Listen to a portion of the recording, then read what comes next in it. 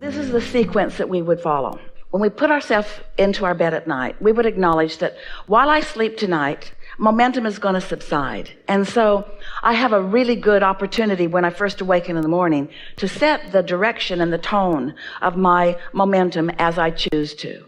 And we would ponder that a little bit before we go to sleep, just to make sure that there's a vibration that's there and something that when you awaken in the morning, you may find it more easily. Then when we awaken, we would stay right where we are for a few moments, and we would acknowledge, I've awakened into a new day. And this day is all about new vibrations, new experiences, new alignment. And then we would tend to our immediate needs, and then we would sit to meditate. And as we meditate, we would quiet our thoughts, which means we would stop all resistant thought, and then our vibration would rise to the frequency of our inner being. And then when we receive that thought, which undoubtedly will come, especially in time, then we would follow the impulse of that thought. If you come out of meditation and it doesn't feel to you that you have yet received any sort of download, we would sit with a journal and a pen, something that's comfortable to be with, and we would just write a few lines of appreciation about subjects that come easily to us. Not some problem that we're trying to solve, but things that are very easy to feel good about. It's a little bit like priming the pump, but in this case, the pump has already been primed. Now, you know the story that we often are telling you about getting ready to be ready, to be ready, to be ready, to be ready, to be ready. So let's talk about this. When you went to bed that night, you got ready to be ready. You said, I'm going to sleep. I'm going to rest well. A sort of segment intending that you're offering. And while I slumber, my momentum will subside, which means when I awaken in the morning, I can set my tone the way I intend to. And then when you awaken in the morning, since you were ready to be ready now, because you've left that vibration right there, it's there for you in your quieted mind. It's the logical thing that you would pick up on. Now the thought about meditating just comes easily to you. You don't think something like, oh, I don't do well at this, or I haven't done this before, or I'm not very good at this, or even I don't have time for this, because you got ready to be ready for it. So now you're ready for it.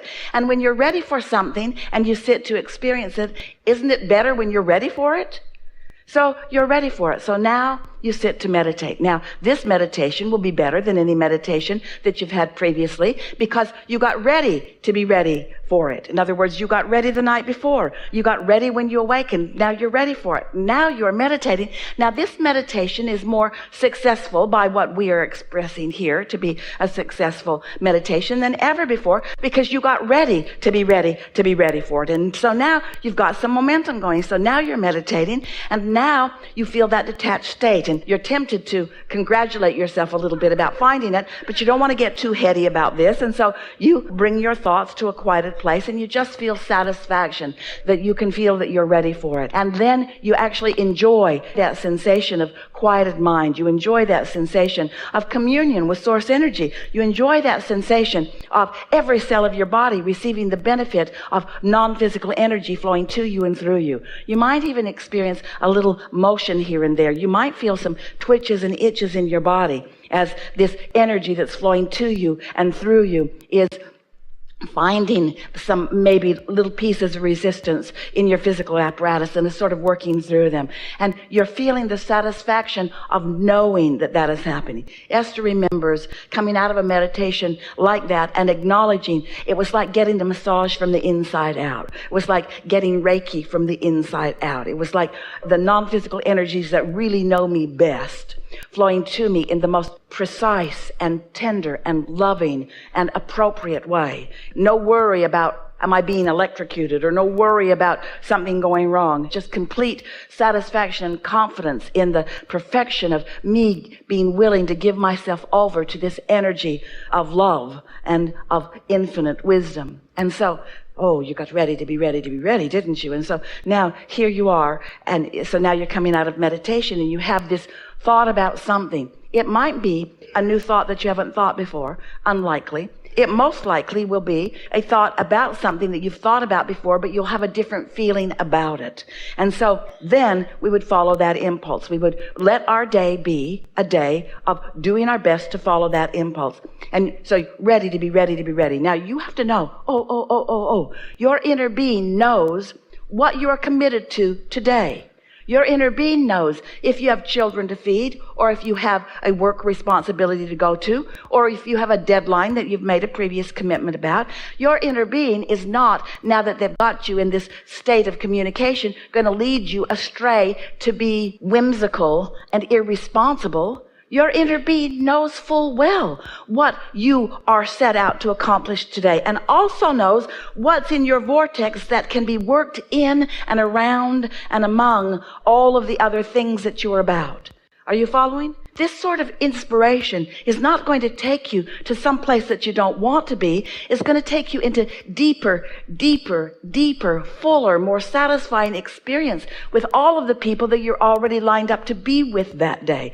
Ready to be ready, to be ready, to be ready. And so now, let's say that you're further into the day, and now this readiness is beginning to peter out just a little bit, because now the responsibilities and the details and the actions and the habits of action and the habits of thought of your normal day are beginning to dominate just a little bit more. You had a pretty good thing going for a while, and so now you're maybe bumping into some things. That's the point that we would say consciously to ourselves, I am doing extremely well, and tomorrow I will begin this again. We would not try to hold ourselves rigidly to something that is not flowing easily. And that's something that if you heard it, you heard for the first time, and if you really heard it, will give you a lot of relief through the day. Because oftentimes you hold yourselves to standards that your energy stream doesn't support.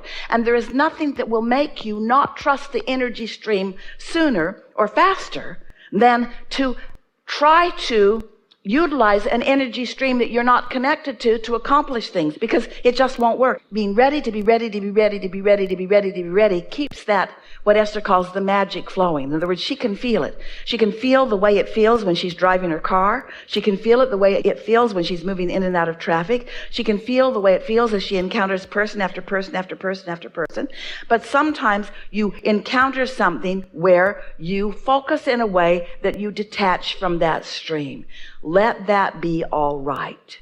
Don't try to force it or fake it. Let that be all right. And at that point, we would say to ourselves, to our physical being, this was good, and tomorrow I'll have another really good run at this. And what happens, because all of these things are progressive, in other words, meditation is a progressive thing. Your sensitivity to this inner energy is a progressive thing. It becomes more and more familiar, easier to detect, easier to tune into, easier to sustain, easier to recognize, easier to experience, easier to just let flow. You hear people talk about go with the flow. That's what we're talking about. A lot of times when people say go with the flow, they mean go with the flow of the human dynamics. That's never what we mean. We always mean go with the flow that your inner being has designed for you, knowing everything that you've got going in your life, and given what's in your vortex, going with that flow of intention, being ready to be ready to be ready to be ready. Why would anyone ever want to just stumble into a day and not have the benefit of all of these resources that are all lined up for you? When you start acknowledging that that energy is there for you, that that knowledge is there for you, you begin to feel invincible. You begin to feel all-knowing about things that pertain to you. You might even be bossy with others, but don't be, because your wisdom really stops with you. It's not about others. Esther said to someone the other day, she says, I'll do me and you do you. And what she meant was, I'll meditate and I'll hook in, and you meditate and you hook in, but I'm not looking to you for my own guidance, you see. And the other person didn't take it very well, because going with the flow means do what I want you to do, is what most people think, but it's not what we mean. We talk about how my point of attraction can extend in a beneficial way to others. If you hold someone else as your object of attention, and they are suffering, but you don't let yourself follow the track of their suffering. You're not watching the news so much that is affecting your vibration. You're watching it enough that you have awareness of a problem, or enough that you feel a big question within you. But that question isn't the dominant vibration within you. A solution is the dominant vibration within you. And you are, in a sense, projecting yourself vibrationally to that place. Then can you be of value to them?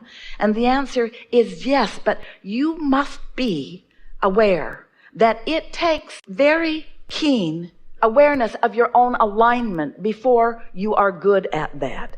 When you focus upon a problem before you are fully a part of the energy solution, you become part of the problem instead of part of the solution.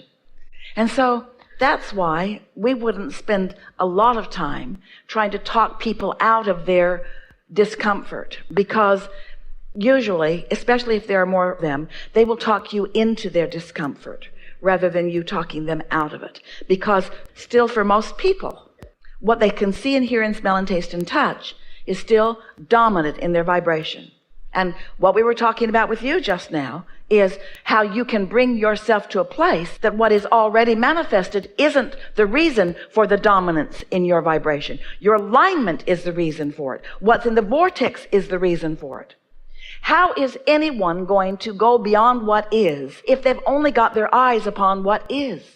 Humans have an inordinate amount of their attention upon the problem, and not nearly enough of their attention upon the vibrational frequencies of solution, you see.